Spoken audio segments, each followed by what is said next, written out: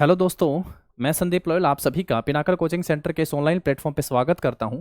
I hope आप सब बहुत अच्छे होंगे और अपने एग्जाम की बढ़िया तैयारी भी कर रहे होंगे। तो एक बार फिर से आप सभी के बीच पिनाकल पब्लिकेशन की एसएससी जीएस स्पेशल बुक है 6500 प्लस टीसीएस एमसीक्यू इसके वीडियो सॉल्यूशन के साथ। तो चलिएगा अपनी क्लास को शुरू कर लेते हैं हम लोग यहाँ से।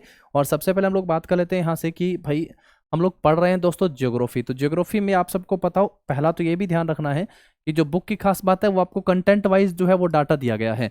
ज्योग्राफी के आप सब देखेंगे लगभग 900 के करीबन आप सबको क्वेश्चन जो वो दिए गए आउट ऑफ 6500 में से 900 क्वेश्चन आपके पास हैं जो कि ज्योग्राफी से हैं। और आज हम लोग टॉपिक जो पढ़ रहे हैं वो एग्रीकल्चर का टॉपिक हो गया हमारा। तो देखते हैं एग्रीकल्चर के टॉपिक में टीसीएस ने हम सबसे किस तरीके के क्वेश्चन पूछ रखे हैं। तो चलिएगा सबसे पहले अपनी क्लास को शुरू कर लेते हैं। हम लोग जानते हैं कि यहाँ तक हम लोग लास्ट टाइम कितने क्वेश्चन कर लिए थे। लास्ट टाइम हम लोग 350 क्वेश्चन कर लिए थे दोस्तों। 350 तक हमारे क्वेश्चन हो गए थे। 351 नंबर क्वेश्चन के साथ अपनी क्लास की शुरुआत करते हैं और देखिएगा, which crop does not require high rainfall and high temperature. निम्न में से किस फसल के लिए अधिक वर्षा और उच्च तापमान की आवश्यकता नहीं होती है। तो जिसमें ज्यादा तापमान और अधिक वर्षा की आवश्यकता नहीं होती है वो फसल आप सबसे पूछी है। पहला ऑप्शन आपके लिए चावल है, फिर जूट है, फिर मक्का है और उसके बाद है कपास। तो अधिक फसल और उस तापमान की आवश्यकता जो है मक्का की फसल के लिए नहीं होती है। ये आप सब ध्यान रखेंगे। चावल के लिए एक पॉइंट आप सबको यहाँ से ध्यान रख लेना है कि केंद्रीय चावल अनुसंधान संस्थान जो है, केंद्रीय चावल अनुसंधान संस्थान, ये कहाँ पे है भाई। ये पेपर वाले पॉइंट अब आप साथ साथ जो हेडक्वार्टर उनको याद करते जाइएगा। अनुसंधान संस्थान ये कहाँ पे है दोस्तों, तो ये हो गया है हमारा कटक में। केंद्रीय चावल अनुसंधान संस्थान ये कहाँ पे हो गया, कटक में है हमारा। कटक, कटक कहाँ पे है, उड़ीसा में है। तो ये इसका हेडक्वार्टर हो गया है कटक, इसको ध्यान रखेंगे आप सब। जूट के लिए भी आप सब एक पॉइंट को पढ़ लीजिएगा कि बैरकपुर में जो है, बैरकपुर कहाँ पे, वेस्ट बंगाल में जूट का अनुसंधान केंद्र है। जूट अनुसंधान केंद्र, इसको याद कैसे रख सकते हो आप सब। जूट अनुसंधान केंद्र को याद ऐसे रखना है आपको भैया, जूट अनुसंधान केंद्र कि बैरकपुर में जुटे थे जब मंगल पांडे को फांसी दी गई थी। तो दो बातें आप सबको यहाँ से याद होती हैं कि मंगल पांडे को फांसी किस जेल में दी गई थी, तो बैरकपुर में दी गई थी। और बैरकपुर में जुटे थे, इकट्ठे हुए थे। तो जूट अनुसंधान केंद्र अगर पूछेगा तो आप सब क्या कहोगे, आप सब कहोगे सर बैरकपुर में है। ये कहाँ पे भैया, ये बैरकपुर में। और बैरकपुर कहाँ पे हो गया है, तो ये वेस्ट बंगाल में हो गया है। कहाँ पे हो गया दोस्तों, वेस्ट बंगाल में। बैरकपुर जो आपका वेस्ट बंगाल में हो गया है। उसके बाद अगर आप देखेंगे मक्का, मक्का को जो है दोस्तों अनाज की रानी कहा जाता है। मक्का को किस नाम से जाना जाता है, तो इसको अनाज की रानी कहा जाता है। तो 3 पॉइंट आप सबने यहाँ से देखे। सबसे पहले लिखा है कि किस फसल के लिए अधिक वर्षा और उस तापमान की आवश्यकता नहीं होती है, तो आंसर हो गया आपका मैजे, मक्का के लिए आवश्यकता नहीं होती है। उसके बाद आपने देखा केंद्रीय चावल अनुसंधान संस्थान जो वो कहाँ पे है, तो ये कटक उड़ीसा में हो गया है।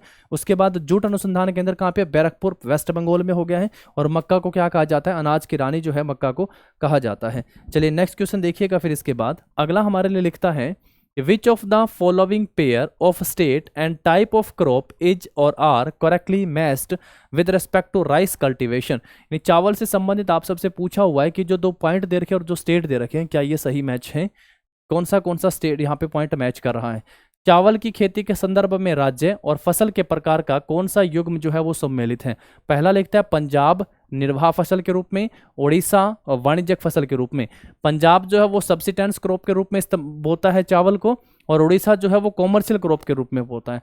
तो देखिए निर्वाह करता है मतलब केवल अपने खाने पीने के लिए उसका इस्तेमाल कर रहा है, और कॉमर्शियल का मतलब हो गया है कि फसल को बेच रहा है। तो वैसे थोड़ा ध्यान रखें कॉमर्शियल पर्पज के लिए। तो देखिए पंजाब जो है वो किस, दोनों ही पॉइंट यहाँ पे गलत हो गए हैं। दोनों ही पॉइंट जो है वो गलत हो गए हैं। तो इसलिए हमारा जो ऑप्शन हो जाएगा इस क्वेश्चन का क्या सही हो जाएगा दोस्तों, सी ऑप्शन जो होगा वो सही आंसर होगा। दोनों में उल्टा होता है ये पॉइंट।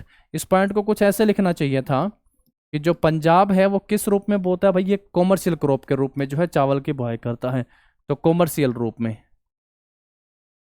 कॉमर्शियल हो जाएगा, कॉमर्शियल क्रॉप हो गई है पंजाब के लिए। तो जबकि दूसरा जो आप सबके लिए लिखा हुआ है यहाँ पे उड़ीसा का लिखा हुआ है, तो उड़ीसा के लिए जो है ये सब्सिस्टेंस हो गया है।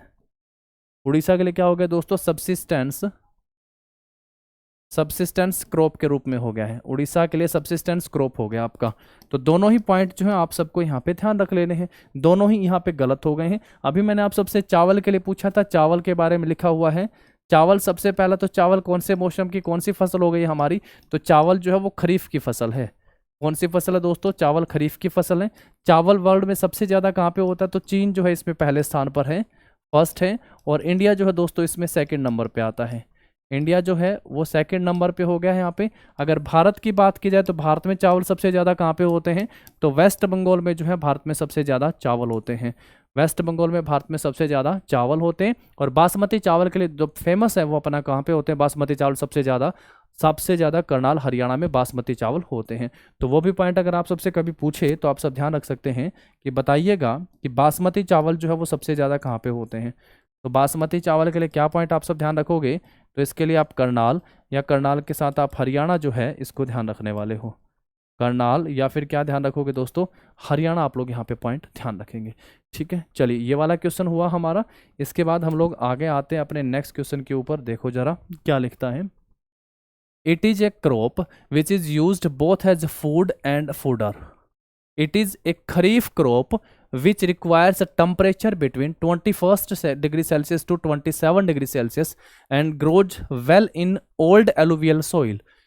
The above given statement talks about which of the following crops. यह एक ऐसी फसल है जिसका उपयोग खाद्यान्न और चारे दोनों के रूप में किया जाता है। यह एक खरीफ फसल है जिसे उगाने के लिए 21 डिग्री सेल्सियस से 27 डिग्री सेल्सियस के बीच का तापमान होना चाहिए और यह पुरानी जलोढ़ मिट्टी की आवश्यकता होती है।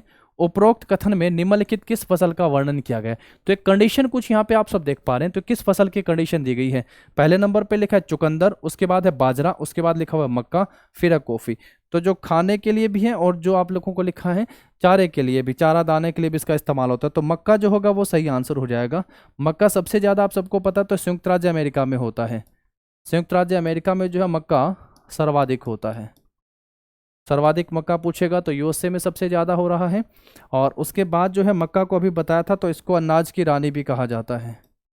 इसको किस रूप में जाना जाता है, इसको अनाज की रानी भी कहा जाता है। इसको अनाज की रानी भी कहा जाता है, ये भी ध्यान रखेंगे। चलो नेक्स्ट क्वेश्चन देखो। इसके बाद हमारा ऑप्शन सी जो होगा इस क्वेश्चन का सही आंसर हो जाएगा। अगले क्वेश्चन के ऊपर आते हैं। इसके बाद देखो क्या लिखता है। Which of the following crops takes almost a year to grow. निम्नलिखित में से किस फसल को उगने में लगभग 1 वर्ष का समय लग जाता है। तो पहला ऑप्शन लिखता है चावल। चावल 6 महीने की मान लो आप फसल। खरीफ की फसल में हम लोग चावल होती है, खरीफ की हो गई है। ककड़ी, मटर, गन्ना। तो गन्ने की फसल जो है शुगर केन जो लिखा हुआ है इसको पकने में जो है दोस्तों लगभग 12 महीने का समय लग जाता है। गन्ना भारत में दोनों मौसम में बोई जाने वाली फसल हो गई है। ऑप्शन जो होगा हमारे इस क्वेश्चन का क्या हो जाएगा, ए जो होगा वो सही आंसर हो जाएगा। गन्ना, शुगर केन जो लिखा हुआ है फसल को लगभग 1 वर्ष का समय लगता है। तो ऑप्शन क्या होगा दोस्तों, ए हमारा यहाँ पे इसका सही आंसर हो जाएगा। चलिए इसके बाद हम लोग आते हैं अपने नेक्स्ट क्वेश्चन के ऊपर। Which of the following types of agriculture is known as jhum in Assam. निम्नलिखित में से किस खेती को जो है असम में झूम के नाम से जाना जाता है। किस प्रकार की कृषि को असम में क्या कहते हैं भाई, झूम के नाम से जाना जाता है। पहला ऑप्शन है गहन खेती, यानी यहाँ पे लिखा हुआ इंटेंसिव फार्मिंग के रूप में। दूसरा लिखता है प्लांटेशन एग्रीकल्चर यानी वृक्षारोपण कृषि के रूप में। तीसरा है सब्सिस्टेंस फार्मिंग यानी निर्वाह खेती के रूप में। एंड चौथा है शिफ्टिंग एग्रीकल्चर। तो सही आंसर क्या होगा, शिफ्टिंग एग्रीकल्चर यानी स्थानांतरण कृषि के रूप में जो है असम में झूम खेती को जाना जाता है। लास्ट टाइम भी हम लोग इसको पढ़ के आए थे कि भाई इसका अलग अलग नाम होता है, अलग अलग राज्य में अलग अलग देशों में इसको अलग अलग नाम से जाना जाता है। तो वहीं सेम नाम यहाँ पे होगा स्थानांतरण। स्लैश एंड बर्निंग हम लोग पढ़ के आए थे, वो भी आप सब यहाँ पे ध्यान रख सकते हैं। तो असम में झूम खेती हो गई है हमारी, जो कि स्थानांतरण कृषि के रूप में जिसको जाना जाता है। चलिए इसके बाद नेक्स्ट पे आते हैं फिर हम लोग। सोइललेस एग्रीकल्चर इज कॉल्ड। मृदा रहित कृषि को डैश कहा जाता है। तो देखो जिसमें मिट्टी ही नहीं है वो खेती, वो कृषि कौन सी कहलाती है। एक लिखता है चारागाह खेती, ये तो सिंपल है, जो पशुओं की खेती, पशुओं के लिए जो चारा उगाते हैं वो चारागाह खेती हो गई। शुष्क हो गई है जो शुष्क खेती हो गई है। स्थानांतरण हो गई है जिसमें तो उगाते ही हैं मिट्टी में। लेकिन हाइड्रोपोनिक्स जो हो गया ये एक ऐसी खेती हो गई है दोस्तों जो जिसमें किसकी आवश्यकता नहीं होती, जो मृदा रहित कृषि होती है। तो जो मृदा रहित कृषि होती है तो ऑप्शन क्या हो जाएगा हमारा यहाँ पे, ए इस क्वेश्चन का सही आंसर होगा। ये एक डेफिनेशन है हाइड्रोपोनिक्स किसे कहते हैं। तो मृदा रहित जो कृषि होती है उसको क्या कहते हैं, हाइड्रोपोनिक्स के नाम से जाना जाता है। चलिए नेक्स्ट क्वेश्चन पे आते हैं। इसके बाद विच of the following is note, क्या लिखा हुआ, note an institutional factor for agriculture. कौन सा जो है इंस्टीट्यूशनल फैक्टर नहीं है एग्रीकल्चर का, ये बताना है। निम्नलिखित में से कौन सा कृषि के लिए एक संस्थागत कारक नहीं है। पहला भूमि सुधार है, बिजली है, खेतों का आकार है, भूध्रुति है, यानी लैंड टेन्यूर भी बिल्कुल कारक है, और साइज ऑफ फील्ड जो वो भी हो गया है हमारा, भूमि सुधार भी है, लेकिन डायरेक्टली कौन सा नहीं है, तो इलेक्ट्रिसिटी नहीं है। तो ऑप्शन क्या हो जाएगा सही आंसर बी। कौन सा कृषि के लिए एक संस्थागत कारण नहीं, इंस्टीट्यूशनल फैक्टर नहीं है करके पूछा हुआ है, तो बिजली इलेक्ट्रिसिटी जो होगा वो सही आंसर हो जाएगा। तो सिंपल डेफिनेशन है जिनका डायरेक्ट हम लोग यूज कर लेते हैं। नेक्स्ट क्वेश्चन के ऊपर आओ, फिर इसके बाद देखो आगे। एग्रीकल्चर शब्द लैटिन भाषा के एगर और कल्चर से बना है। एगर का क्या अर्थ है? The word agriculture is derived from the Latin word ager and culture. What does ager means? तो एगर मीन्स क्या हो गया? चट्टाने, मिट्टी, पानी और पौधे। तो एगर मीन्स क्या हो गया? सोइल, मिट्टी हो गया है। तो लैटिन भाषा है एग्रीकल्चर, मतलब मिट्टी के साथ की जाने वाली जो खेती हो गई। तो एगर करके जो होगा वो हमारा यहाँ पे इस क्वेश्चन का ऑप्शन बी जो होगा वो सही आंसर हो जाएगा। चलिए तो नेक्स्ट क्वेश्चन के ऊपर आते हैं। फिर इसके बाद देखो, भारत के उत्तरी और उत्तर पश्चिमी भागों में मुख्यतः खाद्य फसल जो है वो कौन सी है? In the northern and northern west part of India dash is the main food crop. तो गेहूं है पहला ऑप्शन, चावल है, मक्का है और बाजरा है। पहला तो कहता है कि नॉर्थ इंडिया की बताना है आप सबको, नॉर्थ इंडिया में, ऊपर नॉर्थ में, और दूसरा कहता है यहाँ पे नॉर्थ वेस्ट में बताना है, नॉर्थ वेस्ट में। तो यहाँ पे मुख्य खाद्यान्न फसल जो है वो कौन सी हो गई है? इधर नीचे हम लोग चलते हैं तो फिर क्या हो जाता है यहाँ पे, तो चावल हो गया, क्योंकि वेस्ट बंगाल में क्या होता है, चावल सबसे ज़्यादा होता है, चावल। इसलिए आप सबको पता होगा कि केंद्रीय चावल अनुसंधान संस्थान कहाँ पे है, तो उड़ीसा में है। केंद्रीय चावल अनुसंधान संस्थान अगर आप सबसे पूछ रहा है, केंद्रीय चावल अनुसंधान संस्थान, तो ये कहाँ पे? उड़ीसा कटक में है। अनुसंधान संस्थान ये कहाँ पे हो गए, तो ये कटक में हो गया है संस्थान, कटक उड़ीसा का हंस हो जाएगा हमारा। इस वाले पोर्शन में जो है मुख्य खाद्यान्न फसल कौन सी होगी? गेहूं हो गया है दोस्तों। क्या हो गया? गेहूं। हम सब पढ़ के आते हैं ग्रीन रिवॉल्यूशन, हरित क्रांति के बारे में, ग्रीन रिवॉल्यूशन, हरित क्रांति के बारे में पढ़ के आते हैं। 1960 के दशक में विश्व में हरित क्रांति की शुरुआत होती है, और वर्ल्ड वाइड अगर पढ़ के आते हैं तो नॉर्मन बोरलॉग ने जो है इस क्रांति की शुरुआत करी थी। नाम क्या हो गया? Norman Borlaug. इनको क्या कहा जाता है दोस्तों? तो नॉर्मन बोरलॉग जो है इनको हरित क्रांति का जनक कहा जाता है वर्ल्ड वाइड। भारत की बात करते हैं तो एम एस स्वामीनाथन नाम आता है। क्या नाम आता है दोस्तों? M S Swaminathan. जो एम एस स्वामीनाथन है, इनको क्या कहा? इनको भी मैंने आप सबको बताया कि इनको सभी पद्म पुरस्कार दिए जा चुके हैं, पद्म भूषण, पद्म विभूषण और पद्म श्री।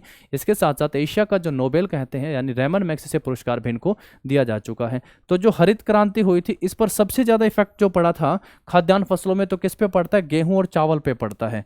इस पे पड़ता है दोस्तों, गेहूं और चावल पे सबसे ज़्यादा जो है इन पे फर्क पड़ता है। और इन पे राज्यों पे फर्क जो है सबसे ज़्यादा किस पे पड़ता है? तो पंजाब और हरियाणा पे सबसे ज़्यादा फर्क पड़ता है। पंजाब और हरियाणा पे जो है इन पे सबसे ज़्यादा फर्क पड़ा था।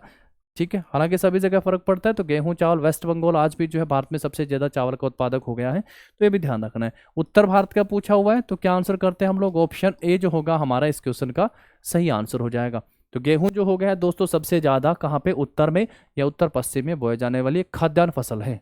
तो खाद्यान्न फसल के रूप में आप इसको ध्यान रखोगे। चलो नेक्स्ट क्वेश्चन पे आते हैं इसके बाद। मोहागनी यानी mahogany tree is found in which of the following types of vegetation. Mahogany का पेड़ निम्नलिखित में से किस प्रकार की वनस्पति में पाया जाता है? Mangrove one. पहला तो ये ध्यान रखना है कहाँ पे पाए जाते हैं दोस्तों, मैं सीधा आप सबको आंसर बता देता हूँ। उष्ण कटिबंधीय सदाबहार वन, ट्रॉपिकल एवरग्रीन फॉरेस्ट जो हो गए, यहाँ पे महोगनी का पेड़ पाया जाता है। और ये कहाँ पे पाए जाते हैं तो ये भी आप सब ध्यान रख सकते हो। असम हो गया है अपना, उसके बाद जो है कर्नाटक हो गया है, कर्नाटका हो गया है, असम, कर्नाटक और आपका केरल में सदाबहार वन जो है उष्णकटिबंधीय वन पाए जाते हैं। तो उष्णकटिबंधीय वनों में कई अलग अलग पौधों की प्रजातियां पाई जाती हैं, तो ये भी पॉइंट आप सब देख सकते हैं। पहला इसका आंसर क्या होगा? ऑप्शन बी हमारा यहाँ पे इस क्वेश्चन का सही आंसर हो जाएगा। ऑप्शन बी ध्यान रखेंगे आप सब। और उसके बाद जो है हम लोग पढ़ रहे हैं कि किन राज्यों में है, तो असम, कर्नाटका, केरल में मुख्य तौर पे ये वन पाए जाते हैं। अब आप सब थोड़ा सा इनकी प्रजातियों के बारे में भी देख सकते हो कि उष्णकटिबंधीय सदाबहार वनों में कौन से पेड़ पौधे पाए जाते हैं। तो एक तो महोगनी करके आप सबको बता दें जो यहाँ पे लिखा हुआ है, महोगनी है, शीशम है, रबड़ है, चियोना है, तो चियोना भी ध्यान रखेंगे, और आबूनास है। तो आबूनास, महोगनी, शीशम, रबड़, चियोना जो है ये कहाँ पाए जाते हैं? तो सामान्य सदाबहार वनों में पाए जाने वाली पौधे की प्रजातियां हो गई हैं। तो कुछ 4-5 नाम आप सबके लिए यहाँ पे लिखे गए हैं। बाकी पिनाकल पब्लिकेशन की जो बुक है उसमें डिटेल सॉल्यूशन में आप सबको और बहुत सारे भी बताए गए हैं। तो कुछ एक इंपॉर्टेंट यहाँ पे भी, इनको भी आप सब यहाँ से ध्यान रख सकते हैं। तो चलिएगा, एक बार बोर्ड पर नजर डाल लीजिएगा, फिर हम लोग आगे बढ़ते हैं, अपनी क्लास को आगे बढ़ाते हैं और नेक्स्ट क्वेश्चन के ऊपर चलेंगे। इसके बाद फिर हम लोग चलिए फिर नेक्स्ट क्वेश्चन पे आ जाइएगा, इसके बाद ये ध्यान रखिएगा। विच of the following is an example of fibre crops? निम्नलिखित में से कौन सा रेशेदार फसल का एग्जाम्पल है? रेशेदार फसल का एग्जाम्पल कौन सा है? पहला लिखा हुआ है आम, सन, रबड़ और कॉफी। तो सही आंसर क्या हो जाएगा? हेम्प जो है ये रेशेदार फसल का एग्जाम्पल है। रेशेदार फसल जिनसे रेशा बनता है तो आप लोग कपास लिखते हैं। आपने जूट देखा होगा, जूट, जो जूट है गोल्डन फाइबर के नाम से जाना जाता होगा, गोल्डन फाइबर के नाम से। तो ये भी आप ध्यान रखोगे। तो सैम्प जो हेम्प लिखा हुआ है ये आपका रेशेदार फसल का एग्जाम्पल हो गया है। तो कुछ बहुत गहराई में चीज़ें पूछी गई हैं यहाँ पे। हालांकि ऐसे कोई एक आध क्वेश्चन ऐसे मिलते हैं जिनका कोई तोड़ नहीं होता है, लेकिन आप सब जो उनको ज्योग्राफी में पढ़ के आते हैं, टीसीएस ने हमसे पूछा हुआ है तो हम लोगों ने इस क्वेश्चन को भी यहाँ से कर लिया है। नेक्स्ट क्वेश्चन के ऊपर आते हैं। फिर इसके बाद देखो जरा, T cultivation is an example of which type of agriculture system? चाय की खेती किस प्रकार की कृषि प्रणाली का एग्जाम्पल है?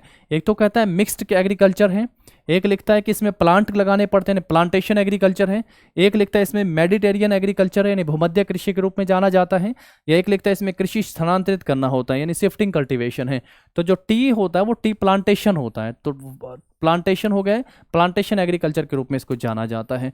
तो हम लोग पहले ये भी पढ़ के आए, आप सबको ये भी पता हो कि जो चाय जो है वो भारत में सबसे ज़्यादा कहाँ पे होती है भाई? चाय भारत में सबसे ज़्यादा असम में होती है, असम फर्स्ट नंबर पे है। उसके बाद अगर फिर आप सबसे पूछता है सेकंड नंबर पे क्या है भाई? वेस्ट बंगाल, वेस्ट बंगाल सेकंड नंबर पे है। इसके बाद मैंने आप सबको एक क्वेश्चन बताया होगा, फिफ्थ नंबर पे आता है त्रिपुरा चाय के लिए। लेकिन त्रिपुरा में जो चाय बागानों में जो काम करने वाले श्रमिक हैं इनके लिए जो है चाय श्रमिक योजना के रूप में एक स्कीम भी चलाई गई है त्रिपुरा के द्वारा। तो वो भी वहाँ पे भी चाय होती है। तो ध्यान रखेंगे सबसे ज़्यादा कहाँ पे होती है, इस करके भी। और इसमें क्या होता है? वृक्षारोपण होता है, प्लांटेशन के साथ की जाने वाली कृषि का रूप हो गया है ये। प्लांटेशन में आप सब इसको ध्यान रखेंगे, ठीक है। चलो नेक्स्ट क्वेश्चन के ऊपर आ जाओ। फिर इसके बाद, what is the percentage of land used for agriculture in India as per the 2009 data by National Institute of Hydrology? राष्ट्रीय जल विज्ञान संस्थान द्वारा 2009 के आंकड़ों के अनुसार भारत में कृषि के लिए उपयोग की जाने वाली भूमि का प्रतिशत कितना था? 51, 50, 59 और 59.01। देखो 59 और 59.01 में कितना का अंतर है? 50.09 और 51 में कितना का अंतर लिखा हुआ है? यानी बहुत गहराई से आप सबको इस पॉइंट को याद करना था। तो सही आंसर क्या हो जाएगा? 51.09 जो है ये आपकी भूमि हो गई है जो कृषि के लिए इस्तेमाल की गई थी। लगभग जो अगर आप सबसे पूछे कि वन जो है, फॉरेस्ट जो है वो कितने प्रतिशत भूमि पे हो गए हैं? 21% भूमि पे जो है वो फॉरेस्ट हो गए हैं। ये भी पॉइंट आप सब ध्यान रख सकते हैं। लेकिन इसके लिए जो है आप सब देखते होंगे कि भारतीय वन सर्वेक्षण रिपोर्ट आती है, लेटेस्ट जो आई है वो 2021 में आई है, और भारतीय वन सर्वेक्षण रिपोर्ट जो प्रत्येक 2 साल बाद जारी की जाती है। तो वो भी आप पॉइंट ध्यान रखिएगा। चलिए नेक्स्ट क्वेश्चन के ऊपर आते हैं। फिर इसके बाद आगे देखो जरा, DDT adversely affects our environments because DDT हमारे पर्यावरण पर प्रतिकूल प्रभाव डालता है। प्रतिकूल प्रभाव डालता है क्योंकि it can kill beneficial insect like honey bees, it can allow growth of harmful insect. ये प्रतिकूल कैसे हो गया है? It can promote growth of harmful insect, it can kill harmful insect. प्रतिकूल मतलब नेगेटिव इफेक्ट के रूप में है। तो ये क्या कर देता है भाई? ये मधुमक्खियों जैसे लाभकारी कीड़ों को मार देता है। तो ये DDT हो गया है हमारा, बेनिफिशियल इंसेक्ट ऑफ हनी बीज करके। तो जो ऑप्शन होगा हमारा यहाँ पे इस क्वेश्चन का क्या सही आंसर हो जाएगा? ए जो होगा वो सही आंसर हो जाएगा। चलिए फिर आते हैं हम लोग अपने नेक्स्ट क्वेश्चन के ऊपर। देखो जरा, in the given main characteristics of farming of India which is the characteristics of primitive subsistence farming? Bharat की खेती की दी गई मुख्य विशेषताओं में आदिम जीविका कृषि की विशेषता क्या हो गई है? आदिम जीविक कृषि की विशेषता, स्लैश एंड बर्न, बिल्कुल। केमिकल रासायनिक fertilisation and chemical fertilisation, insecticide and pesticides, high yielding variety seed करके लिखा हुआ था ना, पहले पढ़ के आए थे, HYV हाई यील्डिंग वेराइटी। सही क्या हो जाएगा? स्लैश एंड बर्न, कर्तन एंड दहन जो है ये आदिम जीविका कृषि के तहत आते हैं। तो जो ऑप्शन ए होगा हमारा इसका सही आंसर होगा। दहन स्लैश एंड बर्न कृषि को कई बार हम लोग पढ़ चुके हैं। अलग अलग जगह इसके अलग अलग नाम होते हैं। जंगलों को पेड़ पौधों को काटा, कुछ समय वहाँ पे खेती की, फिर दूसरे जंगलों को पेड़ पौधों को काटा, फिर वहाँ पे खेती की। जरा यहाँ पे आप लोग जो है इसके अलग अलग करके नाम भी जो है वो देख सकते हैं। ये भी आप सबको ध्यान रखना है। अब यहाँ पे अगला क्वेश्चन देखो हमारा क्या लिखता है, which of the following statement is और आर करेक्ट? निम्नलिखित में से कौन सी स्टेटमेंट सही है? पहला, Karnataka is the largest producer of coffee in India. क्या कर्नाटका भारत में सबसे ज्यादा कॉफी का उत्पादन करता है? तो पहला पॉइंट जो हो गया बिल्कुल सही हो गया। दूसरा देखो, arabica is the variety of coffee. Arabica क्या कॉफी की वेराइटी हो गई? अच्छा, हो गई है बिल्कुल। Arabica variety initially brought from Mexico is produce in India. तीसरा पॉइंट ये कहता है शुरू में मैक्सिको से लाई गए अरेबिका किस्म का उत्पादन जो है वो भारत में होता था। तो क्या करोगे भाई इस क्वेश्चन का आंसर? फर्स्ट सेकंड हो गया, सेकंड थर्ड हो गया, और फर्स्ट एंड सेकंड हो गया, केवल only first and second. Arabica coffee को लेके आप सबसे पूछे तो पहला पॉइंट इसमें नो डाउट सही लिखा हुआ है कि सबसे ज़्यादा जो है कॉफ़ी कहाँ पे होती है? सबसे ज़्यादा कॉफ़ी कर्नाटक में होती है। अरेबिका जो है वो कॉफ़ी का आप एक वैरायटी के रूप में होगी, ये पॉइंट भी बिल्कुल सही है। तो पहले और दूसरा जो दोनों पॉइंट है वो यहाँ पे सही है, इसलिए हमारा जो ऑप्शन होगा यहाँ पे क्या हो जाएगा? ऑप्शन डी होगा दोस्तों इस क्वेश्चन का सही आंसर। ठीक है, ऑप्शन डी को आपको मार्क कर देना, ऑप्शन डी सही आंसर हो जाएगा। नेक्स्ट देखो फिर इसके बाद, हाँ आप सब जानते हैं कि सबसे ज़्यादा अगर कॉफ़ी आप सबसे पूछी जाए कहाँ पे होती है, तो सबसे ज़्यादा जो कॉफ़ी है वो कहाँ पे होती है? ब्राज़ील में सबसे ज़्यादा, ब्राज़ील में सबसे ज़्यादा होती है कॉफ़ी। चलो नेक्स्ट क्वेश्चन देखो फिर इसके बाद, in Jharkhand the primitive form of cultivation is called. Jharkhand में खेती के प्राचीन रूप को क्या कहा जाता है? कुरवा कहा जाता है, खिल कहा जाता है, कुमारी कहा जाता है, वल्लेरा कहा जाता है। जो प्राचीन रूप हम लोग पढ़ के, जैसे कहा ना आदिम कृषि के रूप में पढ़ के आते हैं, स्लेशन वन कृषि रूप में पढ़ के आते हैं, तो इसका अलग अलग जगह पे अलग अलग नाम है। तो वहीं पे आप सबको दे रखे हैं कि इसको किस नाम से जाना जाता है। एक बार जरा सबसे पहले आप इसको देख लीजिएगा कि झारखंड में इसको क्या कहते हैं? कुरवा। झारखंड में क्या कहते हैं? कुरवा करके जो इसका नाम है झारखंड में। हिमालय में क्या कहते हैं? खिल कहते हैं। हिमालय में गुल खिला या गुलाब खिला करके, तो हिमालय में खिल कहते हैं। वेस्टर्न घाट में क्या कहते हैं? कुमारी कहते हैं। वेस्टर्न घाट में कुमारी हो गया है। राजस्थान में वलरे हो गया है, राजस्थान का। नॉर्थ ईस्ट में क्या कहते हैं? झुमिंग के नाम से जानते हैं। नॉर्थ ईस्ट जो स्टेट हो गए उनमें अरुणाचल प्रदेश हो गया, जैसे असम हो गए हैं, इनमें इनको झुमिंग कृषि के नाम से जाना जाता है। मणिपुर में क्या कहते हैं? पामलू के नाम से जाना जाता है मणिपुर में। और उसके बाद छत्तीसगढ़ में दीपा बस्तर के नाम से, छत्तीसगढ़ में क्या कहते हैं इसको? दीपा बस्तर कहते हैं। पोडू पेंडा करके इसका नाम कहाँ पे आता है? तो आंध्र प्रदेश में जो पोडू या पेंडा करके नाम इसका आता है, आंध्र प्रदेश में, ध्यान रखोगे। उसके बाद देखिएगा पामाडाबी, कॉमन या ब्रिंगा, ये कहाँ पे कहा जाता है? उड़ीसा में कहा जाता है। ध्यान से देख सकते हैं, झारखंड में क्या नाम हो गया? कुरवा। हिमालय में क्या कहते हैं? खिल कहते हैं। हिमालय में खिल, झारखंड में कुरवा, वेस्टर्न घाट में कुमारी। वेस्टर्न घाट में क्या कहते हैं? कुमारी कहते हैं। अब जरा बताओ मुझे, यहाँ पे आप सबसे क्या पूछा है? झारखंड में पूछा हुआ है, तो झारखंड में क्या कहते हैं दोस्तों? तो कुरवा करके इसका नाम कहाँ पे हो गया? झारखंड में हो गया है। और ये खिल करके नाम बताया गया, ये कहाँ पे बताया गया? ये हिमालय का हो गया है। खिल करके कहाँ पे हो गया? हिमालय का। कुमारी कहाँ का है दोस्तों? तो ये वेस्टर्न घाट का नाम है। तो आप सबको इस पीडीएफ में भी दे दिया गया है और आप सबकी बुक में भी ये चीज़ें अवेलेबल हैं। और वल्लेरे करके जो है इसका नाम कहाँ पे हो गया? राजस्थान में। यानी जिसने ध्यान से और बिल्कुल बारीकी से पढ़ रखा है वो आंसर कर देगा। नहीं तो प्राचीन खेती के इनाम हैं ही, लेकिन अलग अलग राज्यों में अलग अलग जगह के ये अलग अलग नाम हो गए हैं। बाकी आंसर यही है सबके लिए, लेकिन नाम जो है वो अलग अलग हो गए हैं। तो इन सबको आप ध्यान रख सकते हैं। एक बार फिर से मैं कहूँगा कि इन चीज़ों को आप सब पढ़ लीजिएगा, जैसा यहाँ पे लिखा गया है, ये वाले सारे ये ध्यान से पढ़ना। झारखंड कुरवा, हिमालय में खिल, वेस्टर्न घाट कुमारी, राजस्थान में वलरे, नॉर्थ ईस्ट में झूमिंग, मणिपुर में पामलू करके, छत्तीसगढ़ में दीपा बस्तर, ध्यान रखोगे। और पोडू पेंडा जो है आंध्र प्रदेश में हो गया। पामाडाबी, कॉमन, ब्रिंगा जो है वो कहाँ पे हो गया? तो उसको उड़ीसा में इस नाम से जाना जाता है। चलो नेक्स्ट क्वेश्चन के ऊपर आते हैं। फिर इसके बाद देखो आगे, India lost a large proportion of dash growing area to Pakistan during partition. क्या लिखता है कि विभाजन के दौरान भारत का डैश उत्पादक एक बड़ा भूभाग पाकिस्तान के हिस्से में चला गया। तो कौन सा भाग चला गया था? सूरजमुखी जिसमें होता था जूट या सोयाबीन या फिर कपास। तो कौन सा चला गया था हिस्सा दोस्तों? कॉटन वाला, कपास वाला चला गया था। कपास आज वर्तमान में भारत की बात करते हैं तो दक्कन का पठार बहुत फेमस है। दक्कन का पठार, दक्कन का पठार के पूर्वी भाग को क्या कहते हैं भाई? इसके पूर्वी भाग को विदर्भ के नाम से जाना जाता है। इसके पूर्वी भाग को क्या कहते हैं? तो पूर्वी भाग को इसको विदर्भ कहते हैं। विदर्भ ध्यान रखोगे। और उसके बाद यहाँ पे होता क्या है सबसे ज़्यादा? तो यहाँ पे सबसे ज़्यादा कपास की खेती होती है। तो क्या होता है दोस्तों? सबसे ज़्यादा यहाँ पे कपास होता है। और ये ब्लैक सोइल, काली मिट्टी वाला बाहुल्य इलाका है। तो ब्लैक सोइल यानी काली मिट्टी सबसे ज़्यादा है, तो काली मिट्टी कपास के लिए बहुत इंपॉर्टेंट है। और ये महाराष्ट्र यहाँ पे लिख दिया है ना आप सबका, ये कहाँ पे है? ये महाराष्ट्र में है। अगर आप सबसे पूछे कि महाराष्ट्र में कपास का अनुसंधान केंद्र है, कपास का केंद्र कहाँ पे है? तो ये जो कहाँ पे है दोस्तों? ये महाराष्ट्र में कहाँ? नागपुर में स्थित है। कहाँ पे है ये, नागपुर महाराष्ट्र में हो गया है। इस पॉइंट को भी आप सब यहाँ से ध्यान रखेंगे। ठीक है, सूरजमुखी अगर आप सबसे पूछे कि सूरजमुखी कहाँ पे होती है भाई, तो सूरजमुखी कहाँ पे होती है, कर्नाटक में। जूट अनुसंधान केंद्र कहाँ पे है, तो जूट अनुसंधान केंद्र है, जूट अनुसंधान केंद्र ये बैरकपुर में है। जूट अनुसंधान केंद्र कहाँ पे हो गया, तो बैरकपुर में हो गया है।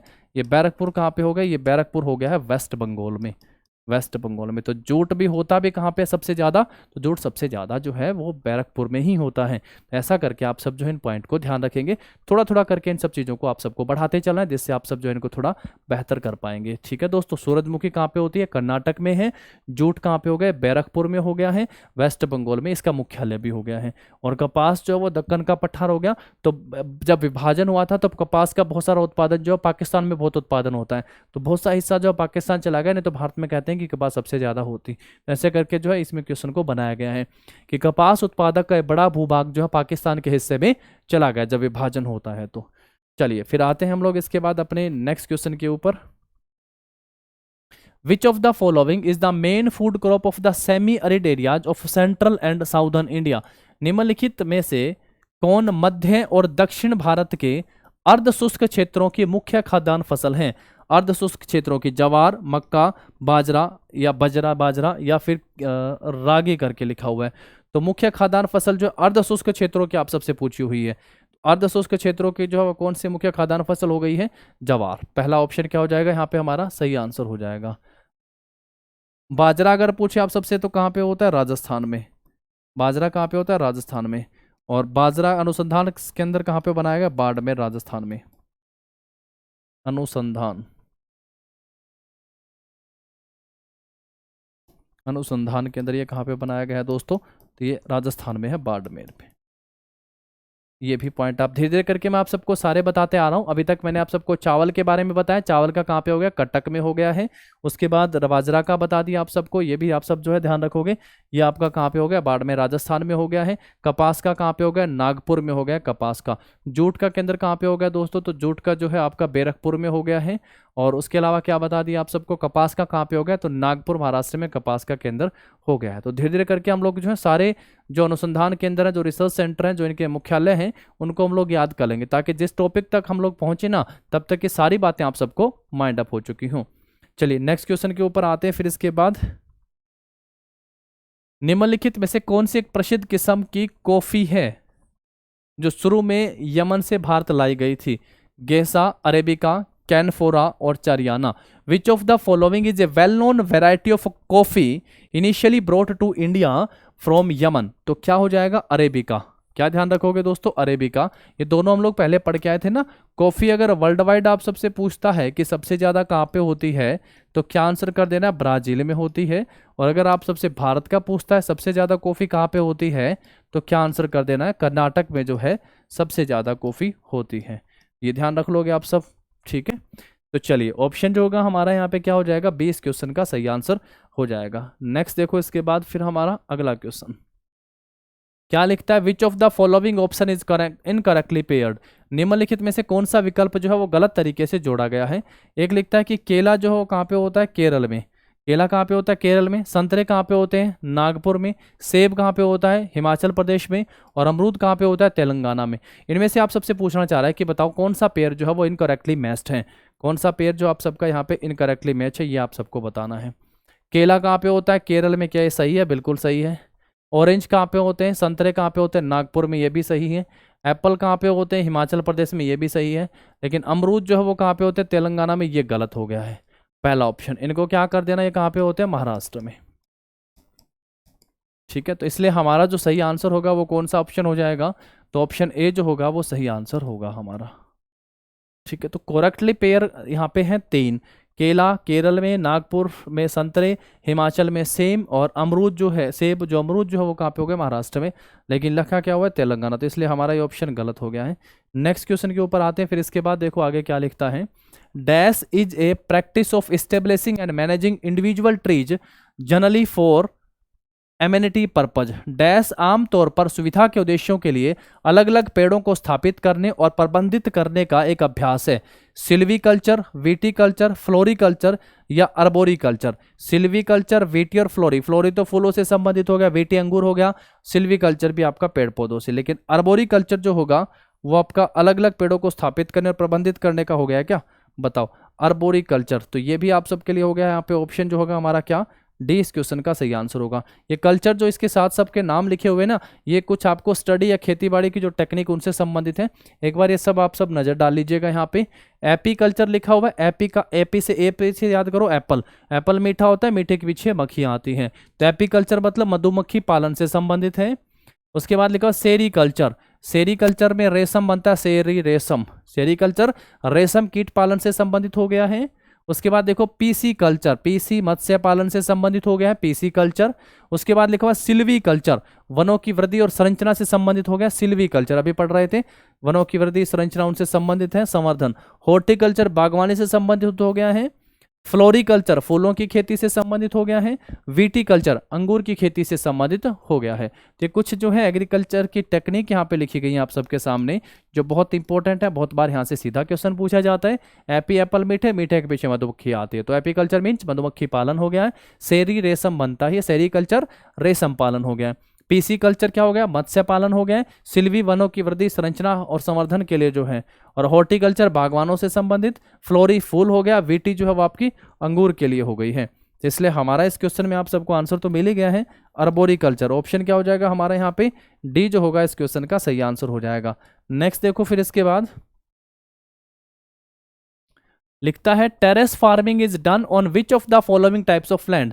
टेरेस फार्मिंग जो है जैसे कहाँ पे की जाती है, मेनली जो पहाड़ी क्षेत्र होता है, उत्तराखंड, हिमाचल, अरुणाचल, सिक्किम, तो ऐसे कुछ ध्यान रखोगे। तो निम्नलिखित में से किस प्रकार की भूमि पर सीढ़ीदार खेत, ऐसा तो नहीं कि सीढ़ियां बना बना के की जाती हैं, मतलब वो ढलान वाली बनी ही होती हैं। तो क्या वन में की जाती है, क्या रेगिस्तान में की जाती है, क्या मैदानों में की जाती है ना।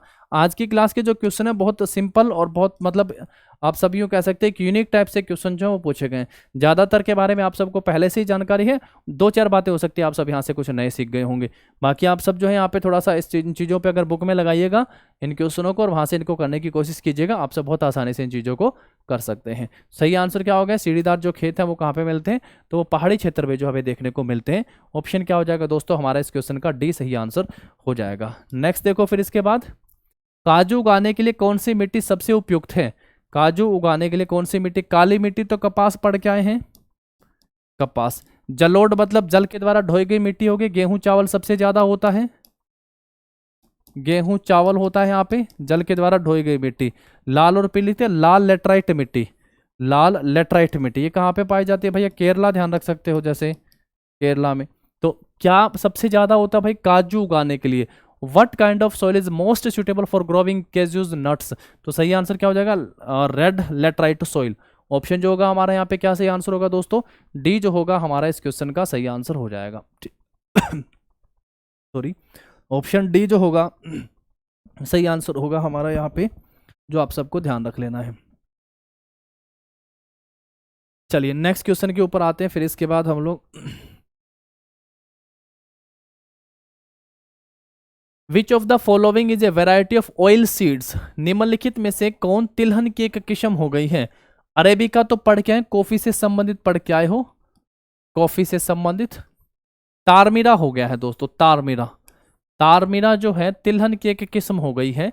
ऑप्शन ए जो होगा वो सही आंसर, तारमीरा तिलहन की एक फसल हो गई है, तो ऑप्शन ए हमारा यहाँ पे इस क्वेश्चन का क्या हो जाएगा दोस्तों, सही आंसर हो जाएगा। तारमीरा पे चल रहे हैं। अरबिका पहले पढ़ ही लिए आप लोग, रोबस्टा हो गया है, लाइबेरिका हो गया। तो ये थे आज के हमारे 25 क्वेश्चन, और उम्मीद करता हूँ बहुत छोटे से थे। हम लोगों ने यहाँ पे बिल्कुल टाइम वेस्ट नहीं करा, चीज़ों को बहुत जल्दी जल्दी हम लोगों ने यहाँ से कर लिया है। आई होप आप सब भी इन चीज़ों को बहुत इंपॉर्टेंटली लेंगे और इनको करेंगे, क्योंकि ज्योग्राफी से लगभग 900 क्वेश्चन आप सब देख पा रहे हैं, तो बहुत से क्वेश्चन यहाँ से, यानी 15% जो है वेटेज ज्योग्राफी की रहती है। तो आप सब इस सब्जेक्ट पे भी ध्यान दीजिएगा, इन क्वेश्चनों को भी लगाइएगा अपने बुक में भी।